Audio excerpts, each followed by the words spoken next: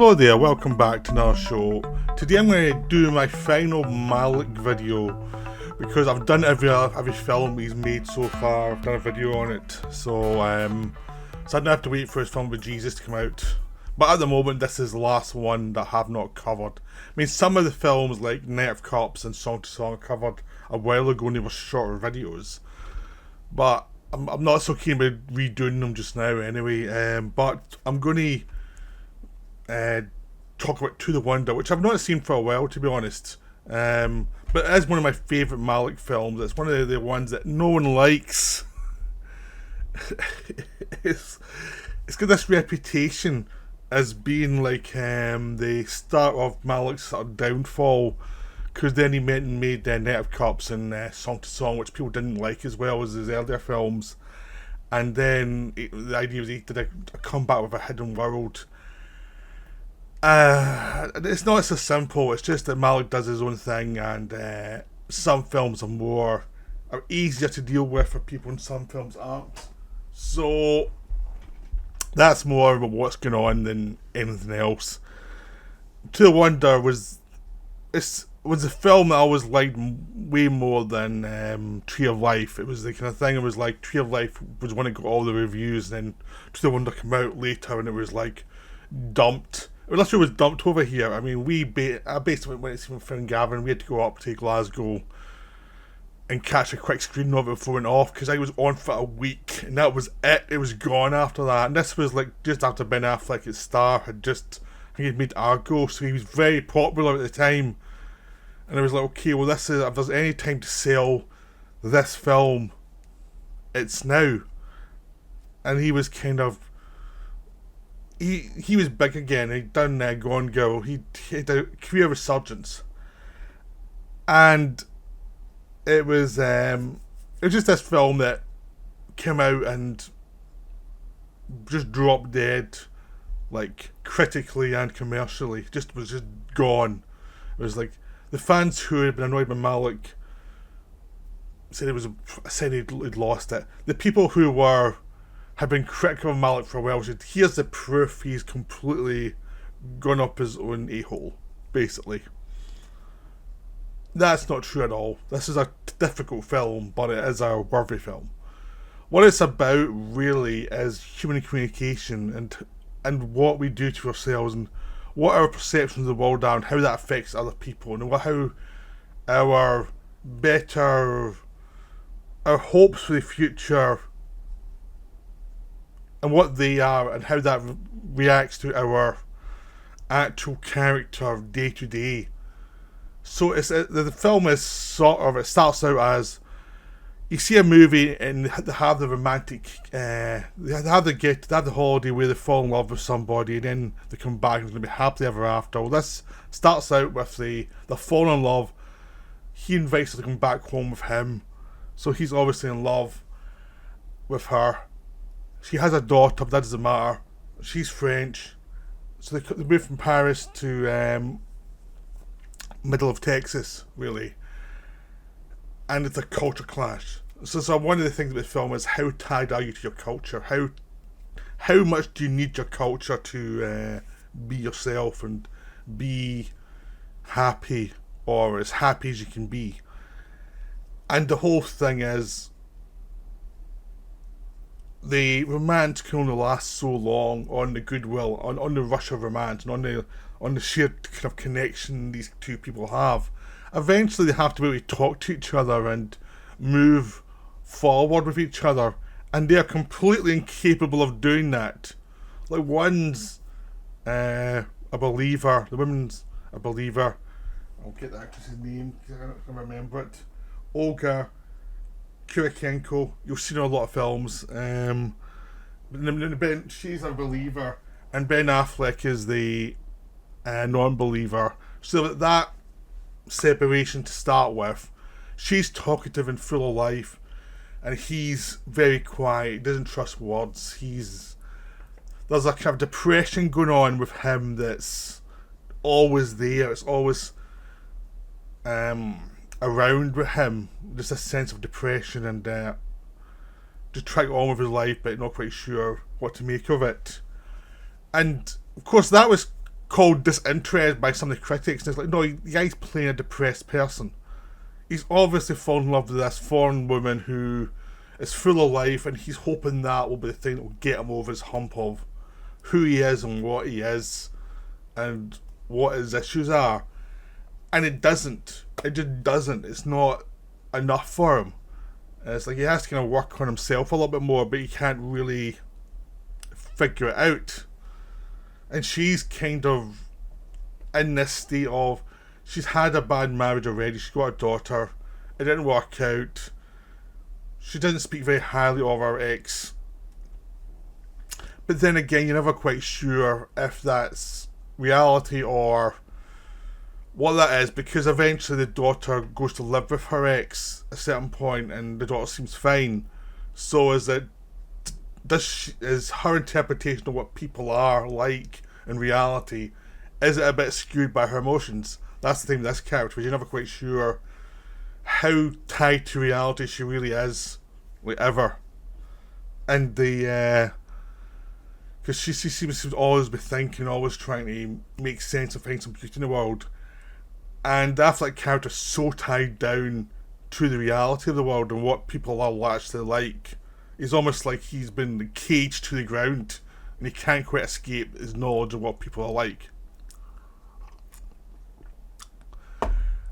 So into this mix you have Javier Bardem as a priest, and he's trying to find his way back to God because he's trying to help out the different communities, and he goes through the communities. So you see the upper class of the civilization in this town through the Affleck and his French wife's characters. You get to see the nice homes, the prosperity, and then when you go to the priest, you see him dealing with the poor, with the dispossessed, the people with no money and no hope for the future.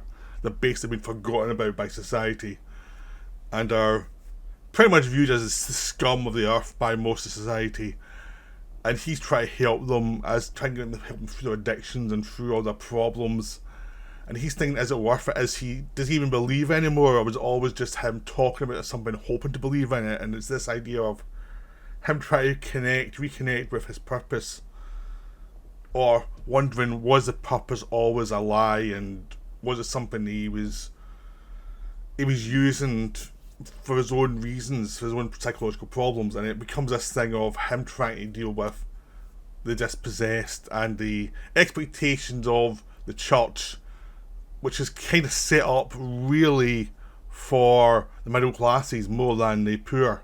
He's trying to help the poor, but the middle classes are the people who put the money in. So you've got that kind of dichotomy going on there. And you've also got another character played by Rachel McAdam who comes in when the French woman's visa runs out. She has to go home, and at that point her and Affleck are having issues. Then he starts to connect with this woman he knew from school when they were both young, and they start to reconnect. But even with her, he cannot really make a commitment. He's still kind of stuck on the ground, just both feet on the ground, and even though he's very happy with her, there's still something keeping him back that he can't quite commit.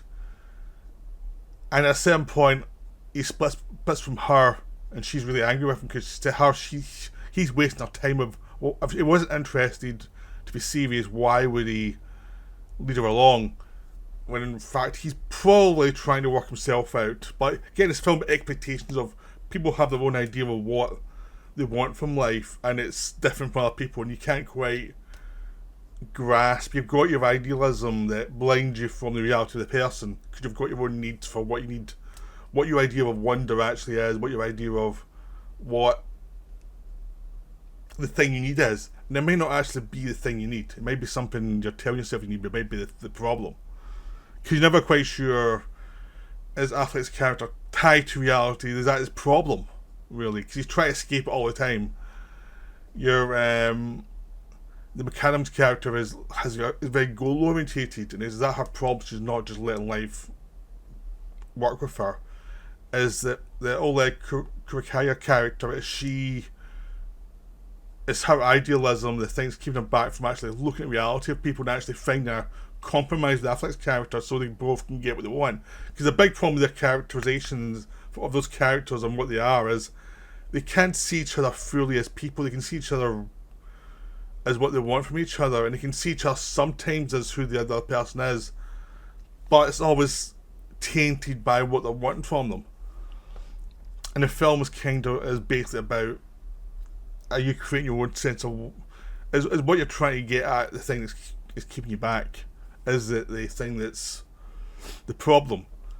And Malick is actually much more about about voiceovers rather than dialogue scenes. They raise dialogue scenes and they talk, and you see in the behind the scenes them doing dialogue scenes, and then slowly that gets cut out.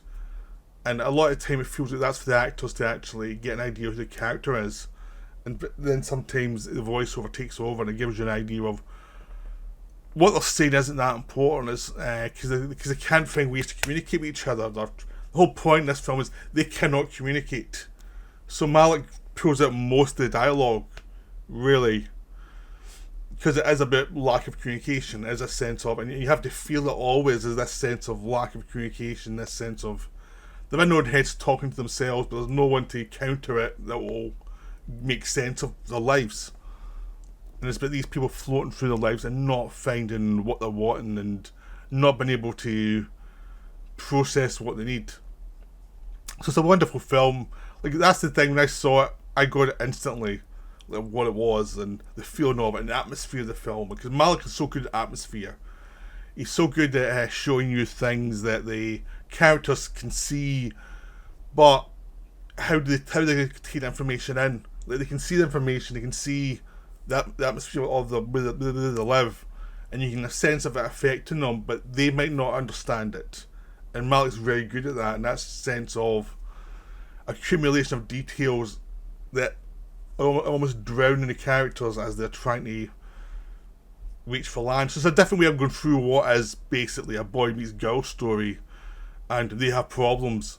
You know, this could be a John Cassavetes film, but it's done as a Malick film, and so instead of talking to each other and miscommunicating, it's like they're not talking to each other well and miscommunicating in their own head. It's a different way of talking about the same issues, really, in the sense of they are letting their lives go by. Eventually, the Curricello character has an affair, and it breaks up the marriage. And the funny thing is, when I first saw the film in the cinema, I thought that Affleck's character moved to France at the end, like after a time after he missed her. Could they keep it ambiguous, because she's living with her daughter and a son, and you're never quite sure who the father is. Was it from the affair or was it with Affleck? And you see him, he's got a son and daughter in the backyard in this sort of rainy background, and then she's in this rainy background. So initially I thought, oh, they're back together in France. They can't keep away from each other.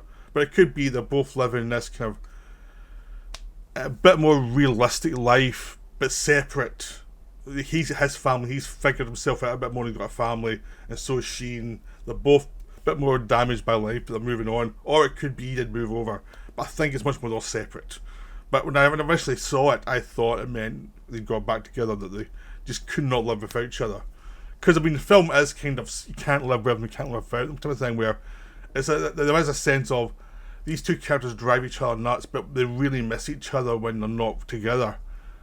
And that's what kind of ruins his relationship with the Rachel McAdams character. He's still got her, the Curricello character, in his head. He still hasn't exorcised her from his heart, which kind of ruins the other relationship more than anything. So the end can be read as, oh, he's finally separated from her and he's done it right and he's got someone else, or maybe he hasn't. But I'm kind of assuming they separated at the end. But it's a wonderful film. It's still one of my favourite Malick films. The performances are terrific. I mean,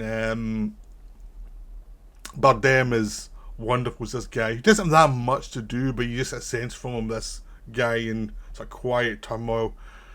Curricello's never been as good as this. Like, she's never been given as much to do, because normally she's given action parts and things, and it's obvious she can do a lot more than that. It's just probably because she can do the action that they always hire for that kind of stuff. Rachel McAdams only out for her sport time, but she's really good. Affleck got the brunt of the criticism because he's playing a depressed character. And to me, he played a really good depressed character because you just get a sense of the weight of just walking around on him. And everyone was saying, oh, he doesn't want to be in the film. Like, no, he's playing a depressed character. He's really good. You do get a sense of despair from him. This sense of this person who is just trapped in his own head. So, this is a wonderful film. I don't want to go on and on about it. I'd rather just say go watch it. It is astonishing. But you need patience because it's not going to spoon feed you all the stuff you need. It is beautiful, but it is kind of hard work, which is the best kind of beautiful of a film. It expects you to be intelligent, to engage, and to actually be emotionally engaged. So that's me for now. I hope you enjoyed the video. Bye.